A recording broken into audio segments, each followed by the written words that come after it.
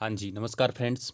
Suthar educator के इस YouTube platform पर एक बार फिर से मैं आपका हार्दिक स्वागत करता हूँ, हार्दिक अभिनंदन करता हूँ। मेरा नाम है विक्रम सुथार। तो मैंने जो सीईटी के लिए ये फ्री मॉक टेस्ट का जो मुहिम मैंने स्टार्ट की है, उसका 6th मॉक टेस्ट है, उसका सॉल्यूशन आज मैं आपको प्रोवाइड करवा रहा हूँ। और हाँ, अगर आपने पिछले 5 मॉक टेस्ट और एक फुल लेंथ मॉक टेस्ट नहीं देखा है, तो उसका पीडीएफ मैंने अपने टेलीग्राम चैनल सुधार एजुकेटर के ऊपर डाल रखा है, अपलोड कर रखा है। आप वहाँ से जाके फ्री ऑफ कॉस्ट डाउनलोड कर सकते हैं और सॉल्यूशन जो है मेरे यूट्यूब चैनल सुधार एजुकेटर पर आपको प्रोवाइड करवाया जा रहा है। ठीक है। और जो ये टेस्ट हैं ये बिल्कुल एनटीए बेस्ड है। हर रोज़ आपको इस तरह का एक मॉक टेस्ट मिलता रहेगा और हर संडे को एक फुल लेंथ टेस्ट जो है वो प्रोवाइड मैं करवाता हूँ। तो साथ साथ आप तैयारी के ये भी टेस्ट देते रहें ताकि आपको अपनी तैयारी की जानकारी भी मिलती रहे भी कहाँ आप लाइक कर रहे हैं। ठीक है जी, चलिए बढ़ते हैं अपने क्वेश्चन की ओर। उपयोगकर्ता के कंप्यूटर पर स्थापित कौन सा प्रोग्राम नेटवर्क पर अनुरोध करने या भेजने में सहायता करता है? कंप्यूटर का ये एक बहुत ही अच्छा क्वेश्चन है और कंप्यूटर से बहुत ही हाई लेवल के क्वेश्चन आजकल एचएसएससी में पूछे जाते हैं। सबसे पहला पेंट एक प्रोग्राम है, एप्लीकेशन सॉफ्टवेयर है। फाइल मैनेजर भी एक एप्लीकेशन सॉफ्टवेयर है। ब्राउज़र या वर्ड या इनमें से कोई नहीं। तो हमें पता है प्रोग्राम जो नेटवर्क के ऊपर काम करता है वो एक ही है, वो है जी ब्राउज़र। कोई सा भी ब्राउज़र हो सकता है, वो एक्सप्लोरर हो सकता है, क्रोम हो सकता है या माइक्रोसॉफ्ट एज हो सकता है। अगर आप आईपैड वगैरह यूज़ कर रहे हैं तो उसके अंदर सफारी हो सकता है। एप्पल का क्या है? सफारी। गूगल का है क्रोम। और चाइना का हम सभी को पता है यूसी ब्राउज़र है। ओके, इतनी जानकारी आपके लिए काफ़ी अच्छी रहेगी। चलिए नेक्स्ट क्वेश्चन बढ़ते हैं।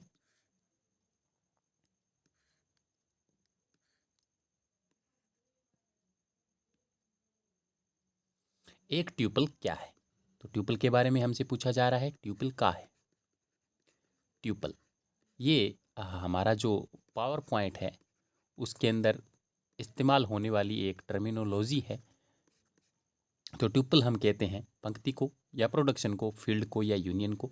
तो ये हम पंक्ति को कहते हैं। पंक्ति मतलब रो एंड कॉलम, इसके अंदर दो होते हैं। तो रो को हम क्या बोलते हैं? ट्यूपल बोलते हैं। क्या बोलते हैं जी? ट्यूपल। ये कंप्यूटर टर्मिनोलॉजी है। चलिए नेक्स्ट क्वेश्चन। निम्नलिखित में से क्या आयरिश संविधान से उधार लिया गया है? ये पॉलिटी का एक क्वेश्चन है जिसके अंदर जो टॉपिक का नाम है वो है कौन से देश से हमने क्या क्या लिया है हमारी संविधान के अंदर। तो उससे ये क्वेश्चन जो है वो बनता है। तो सबसे पहला point, director principle of state policy, DPSP policies या राज्य के नीति निर्देशक सिद्धांत, फंडामेंटल राइट्स, माफ कीजिएगा, ऑफिस ऑफ गवर्नर यानी कि राज्य का कार्यकाल, या पार्लियामेंट्री प्रिविलेजेस एंड बाइकैमरलिज्म। ठीक है, इनमें से कौन सा है? तो आयरिश संविधान से हमने लिया है डीपीएसपी का सिद्धांत यानी कि ऑप्शन नंबर ए। ठीक है, चलिए नेक्स्ट क्वेश्चन की ओर बढ़ते हैं।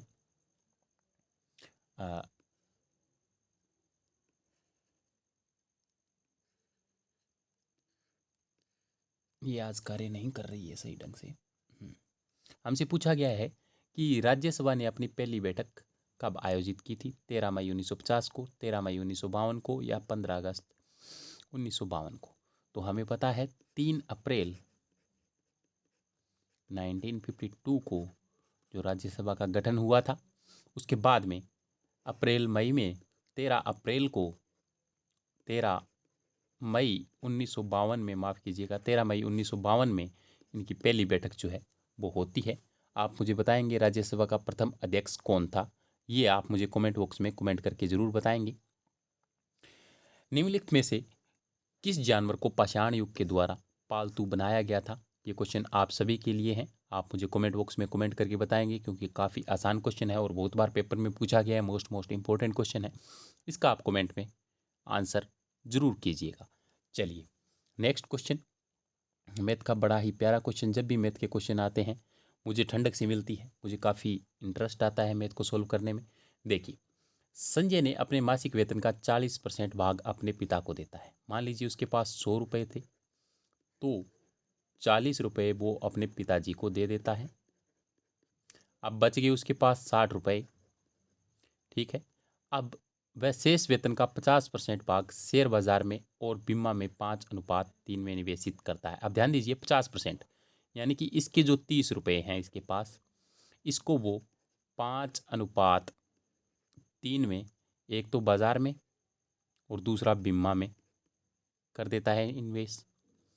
यदि उसके द्वारा अपने पिता को दी गई धनराशि तथा शेयर बाजार में निवेशित धनराशि के बीच का अंतर, ये जो शेयर बाजार है इसका और जो अपने पिता को दी गई धनराशि है 40 रुपये, इसका अगर अंतर हमें दिया हुआ है 6800 रुपये, तो संजय का मासिक वेतन ज्ञात कीजिए। बहुत ही आसान क्वेश्चन है, देखिए कैसे करेंगे। तो हमें इसको 5:3 में दिया हुआ है, हमें ये पता है 5:3 किसका है, ये 30 रुपये का है। 30 का अगर मैं 5:3 निकालूं, यानी कि 5 बटा में क्या कर दूं, इसके 8 कर दूं, तो ये टोटल आ जाएगा रुपीज़ में। इसको काट दीजिए, ये आ गया 4, ये आ गया 15, तो 15 5 75 बटा में 4 आ गया। अब इधर 40 है और इसका दोनों का डिफरेंस हमें दिया हुआ है 40 माइनस 75 बटा में 4 इक्वल टू कितना दिया हुआ हमें 6800 रुपीज़। ठीक है, तो करिए इसको। 160 में से 75 माइनस करना है हमें, कितना बचेगा, 10 में से 5 गए 5, इधर बच के 15, 15 में से 7 गए 8, 85 बटा, यानी कि 85 की वैल्यू कितनी आ रही है 6800 इंटू में 4। हमें वैल्यू निकालनी है 100 की, निकाल लीजिए। ये x है तो हमें पता है ये 17 पे कट जाएगा, 17 5 85 और 17 चौका 68, 5 से ये कटेगा, कितना बचेगा 20। इसको इससे मल्टीप्लाई कर दीजिए, 4 दूनी 16, 16 को 20 से किया 32, तो 32,000 इसका क्या आ गया, आंसर आ गया। बड़ी आसानी से ये क्वेश्चन आपने किया होगा और आपको अच्छे से समझ में भी आ गया होगा। ये रेशियो एंड प्रोपोर्शन का बहुत ही अच्छा क्वेश्चन था। इस तरह के क्वेश्चन आजकल आते हैं, काफ़ी अच्छा क्वेश्चन है। अगर नहीं समझ में आया तो दोबारा आप इसे देख लीजिए। ये तो मैंने एक एक पॉइंट करके आपको बताया है, नहीं तो ये 30 से 40 सेकंड के अंदर बड़ी आसानी से सोल्व होने वाला क्वेश्चन जो है वो था। चलिए नेक्स्ट क्वेश्चन और देख लीजिए, रेशियो एंड प्रोपोर्शन का ही। एक क्या कहा है, 80 लीटर का मिक्सचर है। ये 80 लीटर का मिक्सचर मैं मान लेता हूँ, जिसके अंदर दूध और पानी का अनुपात 7:3 है। तो दूध और पानी का अनुपात कितना है, 7:3। 7 और 3 10 हो गए, यानी कि 10 यूनिट टोटल कितनी है 80, एक यूनिट कितना आ गया 8, तो यानी कि ये टोटल कितना आ गया 56 लीटर। 8 से मल्टीप्लाई करूँगा, इसको करूँगा तो कितना आएगा 24 लीटर। ठीक है, अब इस पात्र में से 10 लीटर मिश्रण जो है वो निकाल लिया गया। अगर आप 10 लीटर मिक्सचर निकालेंगे तो ये 7:3 में ही बाहर निकलेगा, यानी कि इसमें से 7 लीटर चला जाएगा और पानी में से भी 3 लीटर चला जाएगा, तो बचेगा कितना 49 लीटर तो दूध बचेगा और 21 लीटर इसमें पानी बचेगा। अब क्या होगा, इसमें से फिर वापस 10 लीटर जो है निकाला गया है, और 10 लीटर निकाला गया है तो एक बात ध्यान दीजिए, 49 मल्टीप्लाई में 21/80 अगर मैं कर देता हूँ तो इंटू में 10 10 वापस डाल दिया गया है, तो देख लीजिए कितना आ गया, 8 6 48, 6 पे कट गया 6 और 6 दूनी 12, मैंने कहीं गलती कर दी क्या, 21 बटा में ये कितना बनता है 50 और 2 70 बन रहा है ना, ये गलती कहाँ हुई है, माफ़ कीजिएगा, एक बार मैं थोड़ा चेक कर लेता हूँ। हाँ जी, गलती मुझे समझ में आ गई है तो देख लीजिए कहाँ मैं गलती कर रहा था। अब एक बात ध्यान दीजिए, मैं आपको बता देता हूँ, जो ये है ये अब नया रेशियो है।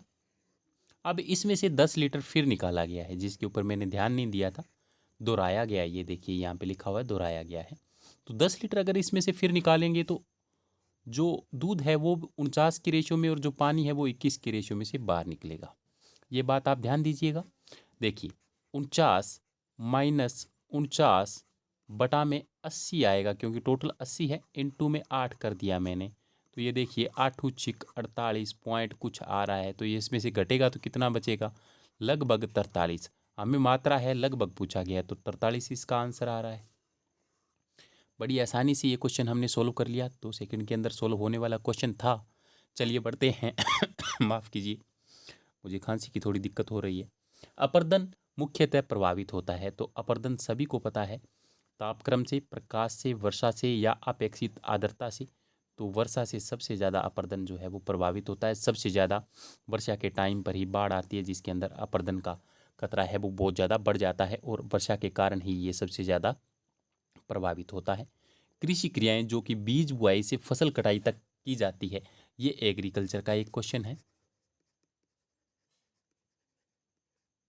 एग्रीकल्चर का क्वेश्चन है, तो इसको क्रियाओं को कैसे कहा जाता है, ये टर्मिनोलॉजी से ही आपको याद ही रखनी पड़ेगी। प्रारंभिक, द्वितीय, कटाई उपरांत या न्यूनतम, तो इसको बोलते हैं जी द्वितीय भूपरिसरकरण। ये आपको याद ही रखना पड़ेगा।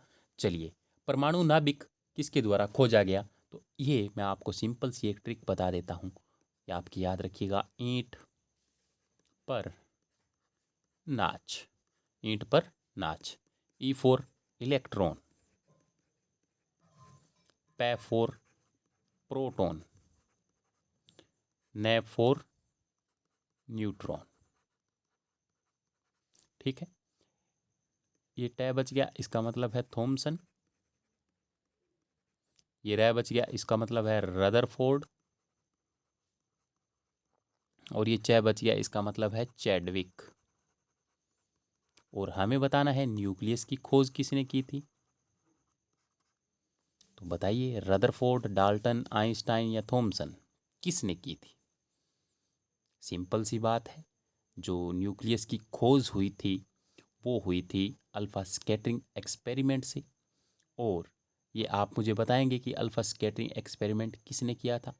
आप इसे सिंपली गूगल कीजिएगा, आपको इसकी पूरी स्टोरी समझ में आएगी। ट्रिक मैंने बता दी है, आंसर आप मुझे को जो कमेंट बॉक्स में कमेंट करके बताएंगे। नेक्स्ट, जर्मन चांदी में चांदी का प्रतिशत कितना है, यानी कि जर्मन सिल्वर में चांदी कितनी होती है। सिंपल सी बात याद रखिए, 0% उसके अंदर होती है। बहुत ही इम्पोर्टेंट क्वेश्चन है, आप याद रखिएगा। मेरा गला जवाब दे रहा है, माफ़ कीजिएगा। आप जो रीजनिंग का है ये खुद सोल्व कर लेंगे, बड़ी आसानी से आप इसे सोल्व कर लीजिएगा। ठीक है। 12वां और 13वां, मैं आपको नेक्स्ट क्वेश्चन जो है 14 वो बता देता हूँ। सुप्रीम कोर्ट के द्वारा 4 धाम परियोजना के अंदर उच्चाधिकार प्राप्त समिति जो है उसके अध्यक्ष के रूप में किसे नियुक्त किया गया है, वो न्यायमूर्ति SK सिकरी जी को नियुक्त किया गया है। चलिए नेक्स्ट क्वेश्चन देख लीजिए। Role of labour in India's development नामक पुस्तक का विमोचन पुरुषोत्तम रूपला जी ने किया है। नेक्स्ट देख लीजिए, हरियाणा का राजकीय पशु जो है वो काला मृग है, इसको थोड़ा सही कर लीजिएगा। 1947 से भारत से स्वतंत्र होने के पश्चात हरियाणा किस प्रांत का हिस्सा था, तो वो जी पंजाब का हिस्सा था, आप सभी को पता है। अप्रैल 1919 के दिन गांधी जी हरियाणा को के पलवल जिले से गिरफ्तार हुए थे। चलिए next, to feather one's nest, इसका मतलब होता है कि आप मतलब बेईमानी से पैसा कमाना। To profit in a dishonest भी, सी इसका आंसर है। चलिए लास्ट आपको बता देता हूँ, Jones offer to help was turn down by the people. Turn down का मतलब इन्होंने पूछा है क्या होगा, ये अंडरलाइन कर लीजिएगा। तो इसका मतलब होता है रिफ्यूज्ड, मना कर देना। ठीक है, तो आज के लिए इतना ही, मिलेंगे नेक्स्ट वीडियो में। स्वस्थ रहें, सुरक्षित रहें। जय हिंद, जय भारत।